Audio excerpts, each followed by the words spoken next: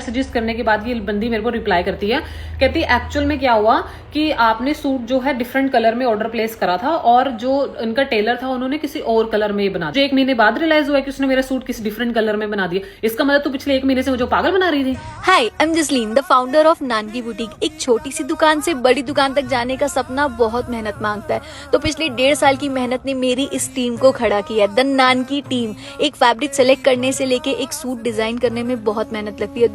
This is the worst online page. My friend experienced the same. She is fake influencer, never got good vibes. I feel so satisfied today. It's called karma. So basically she said कि उनके साथ भी scam हुआ है. I don't know why people are buying clothes from her. Her designs are very basic and simple. इसने भी मेरे साथ सेम ऐसा ही किया. उसने बोला 7 से 10 दिन में आ जाएगा, पर कोई मैसेज नहीं आया. And now I am blocked. आजकल ये रील बहुत ज़्यादा वायरल हो रही है।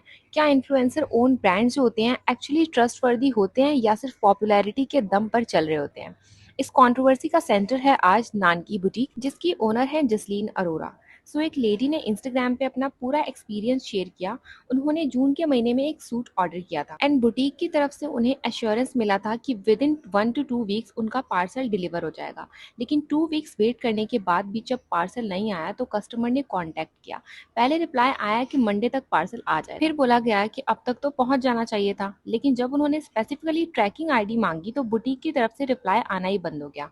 और बाद में जब रील वायरल हुई तब बुटीक का क्लैरिफिकेशन कि ऑर्डर जो है वो गलत कलर में प्लेस हुआ था और टेलर ने दूसरे कलर में बना दिया है। मतलब 1 महीने तक कस्टमर को बेवकूफ बनाते रहे और गलती एक्सेप्ट भी तब की जाती है जब बात पब्लिक हो गई। ऐसा रील में उन्होंने क्लैरिफाई किया है। ये सिर्फ एक केस नहीं था। रील्स के कमेंट सेक्शन में आप जाके देखोगे तो डजन्स में कस्टमर के एक्सपीरियंसेस उन्होंने शेयर किए हैं एंड बहुत सारे कमेंट्स हैं लेट डिलीवरीज को लेके कि लोगों को 2-3 मंथ तक वेट करना पड़ा, या फिर रॉन्ग प्रोडक्ट को लेके ऑर्डर कुछ और किया था और डिलीवर कुछ और किया, या फिर चीप क्वालिटी फोटोज और रियलिटी में ज़मीन आसमान का फ़र्क है, और ज़ीरो कस्टमर सपोर्ट। व्हाट्सएप और इंस्टाग्राम टीम्स एक दूसरे पे ब्लेम डालते रहते हैं। No return and refund policy, अगर गलत प्रोडक्ट मिला भी है तो पैसा वापस नहीं मिलता। रूडनेस, कुछ कस्टमर्स ने क्लेम किया है कि उन्हें डायरेक्ट बोला गया कि तुमसे जो होता है तुम वो कर लो, और कस्टमर्स को यहाँ तक कि ब्लॉक कर देना। कंप्लेंट जो करते हैं कस्टमर्स उनको ब्लॉक कर दिया गया। ये सब देख के क्लियर लगता है कि ये इशू जो है वो आइसोलेटेड नहीं है बल्कि एक पैटर्न है। इसके डिफेंस में जसलीन जो उनकी ओनर हैं उन्होंने ये कहा है कि जब कंट्रोवर्सी बढ़ गई तो जसलीन खुद सामने आई। उन्होंने एक वीडियो पोस्ट करके बोला कि हमने 1000 ऑफ कस्टमर को डिलीवर किया है, मैंने अपना स्टोर जो है वो एक्सपेंड किया है, अब वीडियो कॉल पर भी आप ऑर्डर प्लेस कर सकते हो थ्रू ऑनलाइन। एंड उन्होंने अपना स्ट्रगल, जर्नी एंड हार्डवर्क सब कुछ हाईलाइट किया है। लेकिन कस्टमर्स का सवाल अलग था। अगर 10,000 ऑर्डर्स डिलीवर किए गए हैं तो कंप्लेंट्स इतनी ज़्यादा क्यों हैं? रिफंड पॉलिसी क्यों नहीं है? कस्टमर सपोर्ट इतना रूड और इररिस्पॉन्सिबल क्यों है? ये मैंने खुद भी नोटिस किया कि जब रील जो वायरल हुई थी उसमें उन्होंने बार बार यही कहा है कि टीम जो है कस्टमर से जो कांटेक्ट करती है वो ठीक से बात नहीं करती है एंड कस्टमर की प्रॉब्लम भी सुननी होती है, तो वो भी यहाँ पे कुछ भी ऐसा देखने को नहीं मिलता है। और सबसे बड़ी बात, उन्होंने अपने वीडियो में एक फ्रॉड का टैग भी यूज किया है, जैसे इनडायरेक्टली क्रिटिक्स को टारगेट कर रही हो। ये अप्रोच और भी नेगेटिविटी क्रिएट कर गई। ये प्रॉब्लम सिर्फ नानकी बुटीक तक लिमिटेड नहीं है, बहुत सारे ऐसे इन्फ्लुएंसर ओन ब्रांड्स हैं जो अगेन सिमिलर कंप्लेंट्स आते रहते हैं।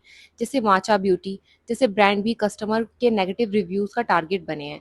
इन्फ्लुएंसर्स अपनी पॉपुलैरिटी और लॉयल फैन बेस के ट्रस्ट को मोनेटाइज करते हैं, लेकिन जब ब्रांड के आसपास बेसिक सिस्टम जैसे कि कस्टमर सर्विस, रिफंड, अकाउंटेबिलिटी नहीं होते हैं तो रिजल्ट होता है कि frustrated customers. Followers naturally expect करते हैं कि उनका फेवरेट इन्फ्लुएंसर उन्हें क्वालिटी प्रोडक्ट्स और स्मूथ सर्विस देगा, लेकिन ग्राउंड रियलिटी अक्सर अलग होती है। नाम और पर्सनैलिटी से कोई ब्रांड लॉन्ग टर्म सक्सेसफुल नहीं बनता है। अगर ब्रांड के पास प्रॉपर सर्विस होगी, कस्टमर सर्विस होगी और रिटर्न रिफंड पॉलिसी, ये सब चीज़ें अगर नहीं होंगी तो ट्रांसपेरेंसी और अकाउंटेबिलिटी जीरो बन जाती है, तो कस्टमर का ट्रस्ट टूटना ऑब्वियसली है। सोचने वाली बात ये है कि क्या इन्फ्लुएंसर ब्रांड सिर्फ शॉर्ट टर्म हाइप के लिए होते हैं? क्या ये लोग अपने फॉलोअर्स के ट्रस्ट का मिसयूज कर रहे हैं? और क्या अब टाइम आ गया है कि हम ब्लाइंडली इन्फ्लुएंसर ब्रांड्स पे भरोसा करना बंद करें और उनसे प्रॉपर अकाउंटेबिलिटी डिमांड करें? ये थी पूरी कहानी नानकी बुटीक की कंट्रोवर्सी की। आपका इस बारे में क्या ओपिनियन है एंड आप लोगों को कितना पता है, क्या सच लगता है? कमेंट सेक्शन में अपनी अपनी राय हमें जरूर बताइएगा। और हाँ, वीडियो अगर पसंद आई हो तो वीडियो को लाइक करना, शेयर करना एंड सब्सक्राइब करना।